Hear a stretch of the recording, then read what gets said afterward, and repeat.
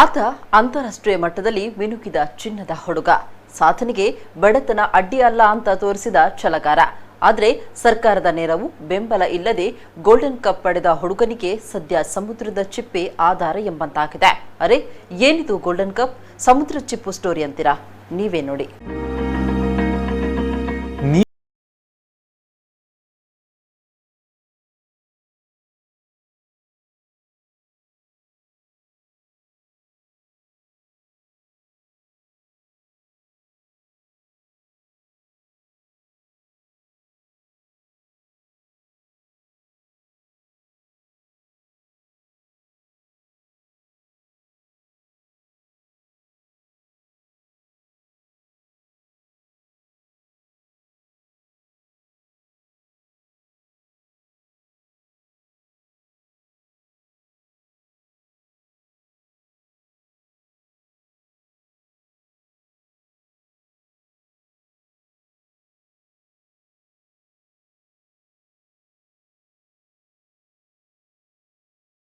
ಪಾಂಡೇಶ್ವರ ಉಡುಪಿ ಜಿಲ್ಲೆಯ ಪಾಂಡೇಶ್ವರದ ಕಡಲ ತಡಿಯ ಕುವರ. ಬಾಲ್ಯದಿಂದಲೂ ಕ್ರೀಡೆಯಲ್ಲಿ ವಿಶೇಷ ಆಸಕ್ತಿಯಿಂದ ಶಾಲಾ ದಿನಗಳಲ್ಲಿ ಹಲವು ಪದಕಗಳನ್ನ ಪಡೆದ್ರು.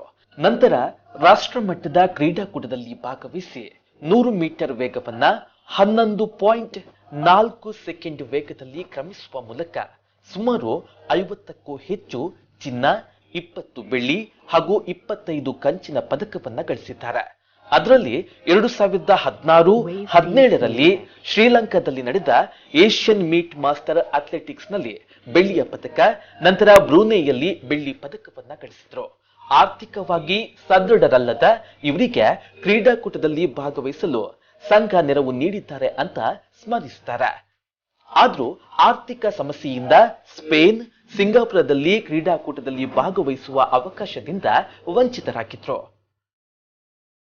ನನಗೆ ಅಷ್ಟೊಂದು ತರಬೇತಿ ಇಲ್ಲ, ನಾನು ಓನ್ ಆಗಿ ಪ್ರಾಕ್ಟೀಸ್ ಮಾಡ್ತಾ ಇದ್ದೆ. ಅದ್ರ ಮೇಲೆ ಮತ್ತೆ ಮುಂದುವರ್ಸ್ಕೊಂಡು ಹೋದೆ. ಮತ್ತು ಬಡ ವಿದ್ಯಾರ್ಥಿಗಳಿಗೆಲ್ಲ ಪ್ರಾಕ್ಟೀಸ್ ಕೊಡ್ತಾ ಇದ್ದೆ. ನನ್ನಿಂದ ಆದ ಒಂದು ಏನಾದರೂ ಒಂದು ನನ್ನ ಹಳ್ಳಿಗೆ ಒಂದು ಏನಾದರೂ ಆಗಬೇಕಲ್ಲ, ಹಾಗಾಗಿ ಮಾಡಿ ಕೊಟ್ಟೆ. ಅವರು ಇಂಪ್ರೂವ್ ಆದರು. ಆಮೇಲೆ ನಾನು ಅದ್ರ ಮೇಲೆ ಮಾರ್ಷಲ್ ಅಥ್ಲೆಟಿಕ್ ಒಂದು ಸಿಕ್ತು ನನಗೆ. ಅದಕ್ಕೆ ಡಿಸ್ಟಿಕ್ ಹೋದೆ, ಸ್ಟೇಟ್ ಹೋದೆ, ನ್ಯಾಷನಲಲ್ಲೂ ಮೆಡ್ಲು ಮಾಡಿದೆ. ಆಮೇಲೆ ಹೊರದೇಶಕ್ಕೆ ಹೋಗೋಷ್ಟು ಅವಕಾಶ ಸಿಕ್ತು. ಅದು ಬ್ರೂನೈಗೂ ಮತ್ತು ಶ್ರೀಲಂಕಾ ಹೋದೆ, ಅದರಲ್ಲೂ ಮೆಡ್ಲಾಯಿತು. ಆಮೇಲೆ ಮತ್ತು ನನಗೆ ಈಗ ಪ್ರಾಕ್ಟೀಸ್ ಮಾಡ್ತಾ ಇರುವಾಗ ನನಗೆ ಆಚೆಗೆ ಹೋಗ್ಲಿಕ್ಕೆ ಆಗೋದಿಲ್ಲ. ಇಷ್ಟು ಸಂಜೆ ಈ ಕೆಲಸ ಎಲ್ಲ ಮಾಡಿ ಬಂದು ಬೇರೆ ಕಡೆ ಹೋಗ್ಲಿಕ್ಕೂ ಕಷ್ಟ. ಅಂದರೆ ಮಕ್ಕಳಿಗೆ ಅವರು ಕಾಯ್ತಾ ಇರ್ತಾರೆ, ಅಲ್ಲಿ ಅವ್ರಿಗೆ ಹೋಗಿ ಪ್ರಾಕ್ಟೀಸ್. ಅದೇ ಏನಂದರೆ ನಂಗೆ ಏನಾದರೂ ಒಂದು ಸಣ್ಣ ಒಂದು ಜಾಬ್ ಸಿಕ್ಕಿದರೆ ಏನಾದರೂ ನನಗೆ ಆ ಫಿಸಿಕಲ್ ಫಿಟ್ನೆಸ್ಸು ಕರೆಕ್ಟ್ ಇಟ್ಕೊಳ್ಳಿಕ್ಕೆ ಆಗುತ್ತೆ. ಈ ಕೆಲಸ ಎಲ್ಲ ಮಾಡ್ಕೊಂಡು ಅಷ್ಟು ಪರ್ಫಾರ್ಮೆನ್ಸ್ ತಗೊಳ್ಳಿಕ್ಕೆ ಆಗೋದಿಲ್ಲ. ಎಲ್ಲ ಸ್ಪೋರ್ಟ್ಸ್ ಮ್ಯಾನ್ ಅವ್ರಿಗೆ ಗೊತ್ತು, ಹ್ಯಾವಿ ವರ್ಕ್ ಮಾಡಿ ಅಲ್ಲಿ ಪರ್ಫಾರ್ಮೆನ್ಸ್ ತೋರಿಸ್ಲಿಕ್ಕೆ ಆಗೋದಿಲ್ಲ. ಅದೇ ಒಂದು ಸ್ವಲ್ಪ ನಾವು ಫ್ರೀ ಇದ್ದು ಏನಾದರೂ ವರ್ಕೌಟ್ ಮಾಡಿದ್ರೆ ಏನಾದರೂ ಒಂದು ನ್ಯಾಷನಲ್ ಮೀಟಲ್ಲಿ ಓಪನ್ ಆಗಿ ಭಾಗವಹಿಸೋ ಒಂದು ಸಿಗ್ಬೋದಂತ ನಾನು. ತನ್ನೂರಿನ ಶಾಲೆಯ ಗ್ರೌಂಡ್ನಲ್ಲಿ ಅಭ್ಯಾಸ ನಡೆಸುವ ಗಣೇಶ ಊರಿನ ಇತರರಿಗೆ ಹಾಗೂ ವಿಶೇಷವಾಗಿ ಸೈನ್ಯಕ್ಕೆ ಸೇರುವ ಯುವಕರಿಗೆ ತರಬೇತಿಯನ್ನ ನೀಡ್ತಾ ಇದ್ದಾರೆ. ಸೈನ್ಯಕ್ಕೆ ಸೇರುವವರು 800 ಮೀಟರ್ ವೇಗವನ್ನ ನಿಗದಿತ ಸಮಯದಲ್ಲಿ ಗುರಿಯನ್ನ ಮುಟ್ಟಬೇಕು. ಹೀಗಾಗಿ ಅಂತಹ ಯುವಕರಿಗೆ ತರಬೇತಿಯನ್ನ ನೀಡುತ್ತಿದ್ದಾರೆ. ಇವರಲ್ಲಿ ತರಬೇತಿ ಪಡೆದು 2 ಸೈನ್ಯಕ್ಕೆ ಸೇವೆಯನ್ನ ಸಲ್ಲಿಸ್ತಾ ಇದ್ದು 8 ಮಂದಿ ಸದ್ಯ ತರಬೇತಿಯನ್ನ ಪಡೆಯುತ್ತಿದ್ದಾರೆ. ಸದ್ಯ ಜೀವನೋಪಾಯಕ್ಕಾಗಿ ಮೀನುಗಾರಿಕೆ ಹಾಗೂ ಸಮುದ್ರ ಚಿಪ್ಪು ಆಯುವ ವೃತ್ತಿ ಮಾಡಿಕೊಂಡಿದ್ದಾರೆ.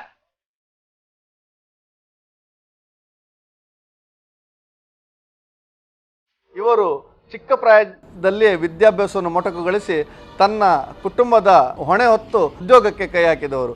ತುಂಬ ಸೆಂಟ್ರಿಂಗ್ ಕೆಲಸ, ಗಾರೆ ಕೆಲಸ ಮುಂತಾದ ಕೆಲಸಗಳನ್ನು ಮಾಡಿ ಇದೀಗ ಸಮುದ್ರದಲ್ಲಿ, ಆಳ ಸಮುದ್ರದಲ್ಲಿ ಚಿಪ್ಪನ್ನು ಆಯುವ ಕೆಲಸವನ್ನು ಮಾಡಿಕೊಂಡಿದ್ದಾರೆ. ಬಹಳಷ್ಟು ದೈಹಿಕ ಶ್ರಮ ಬೇಡುವ ಇಂಥ ಕೆಲಸಗಳನ್ನು ಅವರು ಬಹಳ ಒಳ್ಳೆಯ ರೀತಿಯಲ್ಲಿ ನಿರ್ವಹಿಸ್ತಾ ಇದ್ದಾರೆ. ಇಂಥವರಿಗೆ ಸರಕಾರದಿಂದ ಸೌಲಭ್ಯ ದೊರೆತಲ್ಲಿ ಇನ್ನಷ್ಟು ಇಂಥ ಪ್ರತಿಭೆಗಳು ಬೆಳಗಬಹುದೆಂದು ನಮ್ಮ ಆಸೆ. ಯಾಕಂದರೆ ಅವರು ಈಗಾಗಲೇ ಮಾಸ್ಟರ್ ಅಥ್ಲೆಟಿಕ್ನಲ್ಲಿ ಅಂತಾರಾಷ್ಟ್ರೀಯ ಮಟ್ಟದ ಪ್ರಶಸ್ತಿಯನ್ನು ಗಳಿಸಿದ್ದಾರೆ. ಹಾಗೆ ಎಷ್ಟೋ ಮಕ್ಕಳಿಗೆ ಉಚಿತವಾಗಿ ಕ್ರೀಡಾ ತರಬೇತಿಯನ್ನು ನೀಡ್ತಾರೆ. ಹಾಗೆ ಇಲ್ಲಿ ಸೈನ್ಯಕ್ಕೆ ಸೇರುವವರಿಗೆ ಉಚಿತವಾಗಿ ತರಬೇತಿ ನೀಡ್ತಾರೆ. ಇಂಥ ಹಲವಾರು ಕೆಲಸಗಳನ್ನು ಅವ್ರು ಮಾಡ್ತಾರೆ. ಅವರಿಗೆ ಇಂಥ ದೈಹಿಕ ಶ್ರಮ ಬೇಡುವಂಥ ಸರ್ಕಾರಿ ಕೆಲಸಗಳು ದೊರೆತಲ್ಲಿ ಅಗ್ನಿಶಾಮಕ ದಳ ಇರ್ಬೋದು ಅಥವಾ ಸಾಗರ ರಕ್ಷಣಾ ಇಲಾಖೆಯಲ್ಲಿ ಅಲ್ಲೆಲ್ಲ ಕೆಲಸ ದೊರೆತಲ್ಲಿ ಅವರು ಉದ್ಯೋಗದೊಂದಿಗೆ ಇಂಥ ಒಂದು ಕ್ರೀಡೆಯಲ್ಲಿ ಕೂಡ ಅದ್ಭುತವಾದ ಸಾಧನೆ ಮಾಡಲಿಕ್ಕೆ ಸಹಕಾರ ಆಗ್ತದೆ. ಒಟ್ಟಾರೆಯಾಗಿ ಅಂತಾರಾಷ್ಟ್ರೀಯ ಮಟ್ಟದಲ್ಲಿ ಸಾಧನೆ ಮಾಡಿದ ಯುವಕನಿಗೆ ಸರ್ಕಾರದ ನೆರವು ಸಿಗದೆ ಬಡತನದ ಬೇಗೆಯಿಂದ ಪೂರ್ತಿಯಾಗಿ ಕ್ರೀಡೆಯಲ್ಲಿ ತೊಡಗಿಸಿಕೊಳ್ಳಲು ಸಾಧ್ಯವಾಗದೆ ಹೆಚ್ಚಿನ ಸಾಧನೆ ಮಾಡಲು ಕಷ್ಟವಾಗುತ್ತಿದೆ. ಹೀಗಾಗಿ ಮುಂದಿನ ದಿನಗಳಲ್ಲಾದರೂ ಸರ್ಕಾರದ ಸಹಾಯ ಸಿಗಲಿ ಎಂಬುದೇ ಆಶಯವಾಗಿದೆ. ಪ್ರಮೋದ್ ಸ್ವರ್ಣ ಕಟ್ಪಾಡಿ, ನಮ್ಮ ಕುಲ್ಲ ನ್ಯೂಸ್ 24x7 ಉಡುಪಿ.